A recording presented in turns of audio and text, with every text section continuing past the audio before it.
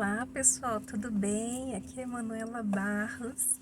Eu resolvi fazer esse vídeo rapidinho para vocês, aproveitando o tempo, para falar o que são as vagas sociais, tanto em neuropsicopedagogia quanto em outras terapias, em outras avaliações da área clínica, que muitas vezes as pessoas não sabem o que é. Bem, essas vagas sociais são vagas iguais às outras vagas, com a mesma qualidade, com o mesmo tempo. No meu caso, meu atendimento é até 1 hora, de 50 minutos a 1 hora. Quando eu preciso fazer uma avaliação mais emergencial para uma criança voltar para a escola ou para voltar ao neuropediatra, ao neurologista, o idoso precisa entregar logo esse relatório para o geriatra, aí eu posso fazer o teste em até 2 horas, 2 sessões seguidas. E essa vaga social, muitas vezes ela não pode ser gratuita, porque nem sempre a gente consegue todos os testes, ou aluguel do espaço, ou um espaço que seja gratuito para conseguir fazer uma vaga totalmente gratuita. Entende como é um pouco complicado? Então, as vagas sociais, elas têm um desconto de 10, 20, 30, 50% do valor de mercado de cada profissional. Aí tem pessoas que perguntam assim, Manu, mas qual é o valor de mercado hoje da neuropsicopedagogia da minha área? O valor de mercado é de 80 a 200 reais a hora. Por que tem essa diferença? Depende muito da despesa do profissional para que ele realize o atendimento por hora. Porque não é uma hora comum, é uma hora de análise, de testes, e são horas diferentes. Então, no meu caso, a minha hora de avaliação, ela costuma ser mais cara do que a hora de acompanhamento. E por que isso acontece? Ai, meu Deus! Porque a hora de avaliação, eu tenho que ficar muito concentrada naquela criança, e geralmente é feita de forma individual ou particularizada, e essa pessoa precisa de um relatório, além de cálculos, testes, questionários, que são muito mais caros. E eu também preciso de muito mais cursos de capacitação para fazer um relatório que auxiliem os médicos a medicarem aquela pessoa. Então, nós temos uma corresponsabilidade com a equipe médica, com a equipe terapêutica, e temos obrigações, inclusive, de guardar os testes por 5 anos. Então, devido a essa carga de responsabilidade, as avaliações são mais caras do que o acompanhamento. O acompanhamento, apesar da gente usar muito mais material, muito mais impressões, muito mais jogos, muito mais atividades, ela onera muito menos os profissionais, não só na minha área, como também os psicólogos, os psicopedagogos, entende? Então, o acompanhamento, geralmente, ele diminui um pouco essa carga de responsabilidade, e o relatório, o profissional faz quando esse relatório é solicitado pelo cliente ou de forma trimestral.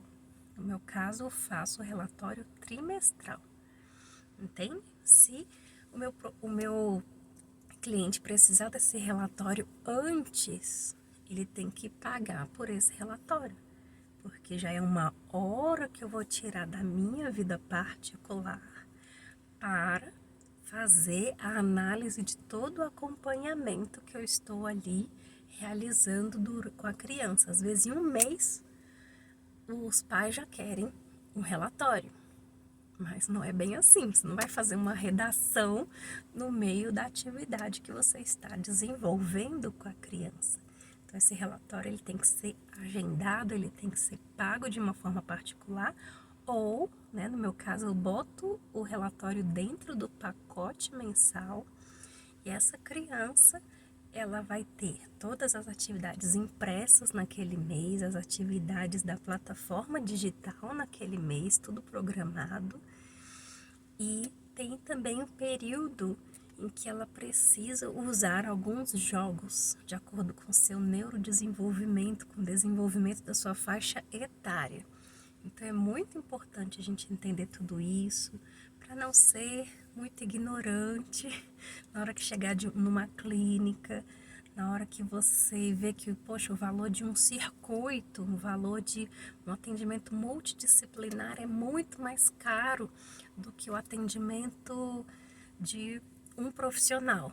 Claro que é, né? Porque você está contratando vários profissionais para analisarem o seu filho ou um grupo de crianças e fazerem uma atividade que eles vão se responsabilizar juntos por um relatório. Então, por isso que muitas vezes na atividade multidisciplinar, a criança tem atividades com o psicólogo um dia, com a terapeuta ocupacional um dia, com a psicomotricista outro dia, com a psicopedagoga, com a neuropsicóloga, com a neuropsicopedagoga infantil, com o neuropediatra ou com o pediatra que está ali junto. Então, toda a equipe vai olhar e vai concordar com um relatório só sobre o seu filho. Mas não é uma avaliação. Desculpa, mas esse tipo de trabalho, eu já recebi relatórios desse tipo que disseram que era avaliação, mas isso não é uma avaliação, isso é um acompanhamento, uma avaliação cognitiva da criança.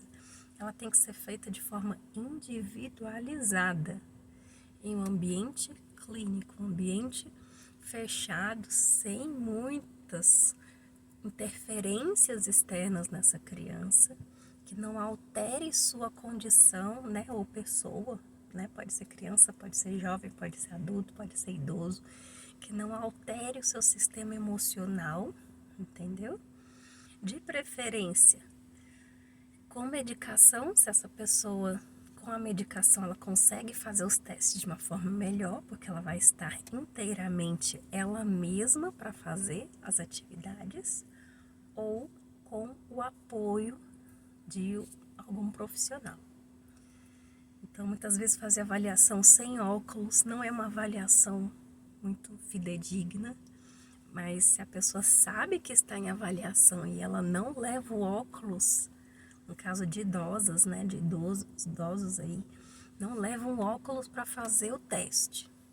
Aí o profissional às vezes tem que remarcar, vai ter que cobrar mais um dia para você voltar e fazer uma reavaliação de outro teste ou de um teste equivalente. No meu caso, quando eu vejo que a pessoa está sem óculos, eu aplico um outro teste e vou comparar aquele teste da pessoa com óculos e sem óculos para saber como que ela realmente é, como ela realmente se comporta, para evitar mais custos e mais despesas.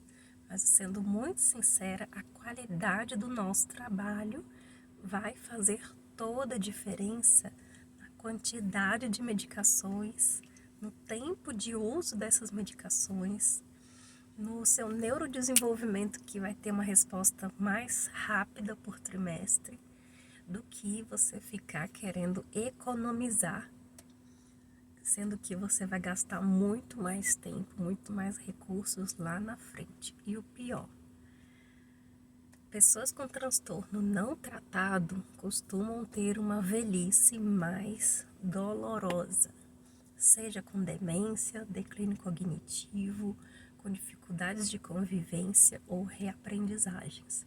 Então, é importante a gente repensar nisso tudo e aproveitar a vaga social, que são as vagas com desconto, né? Quem pode fazer de graça, ótimo, mas muitos profissionais vivem disso. Então, nós temos que respeitar o esforço de cada categoria profissional, a tabela de despesas de cada categoria profissional e entender que saúde é prioridade, muito mais prioridade do que trocar de celular, trocar de carro, ficar viajando e fazer outras coisas materiais. Então, eu entendo que na nossa cultura brasileira a gente dá muito mais valor às coisas do que aos serviços. Mas os serviços precisam sim ser valorizados. Caso você não queira valorizar, então vá para a fila do SUS, que você irá aguardar bastante tempo. Um grande abraço e até a próxima!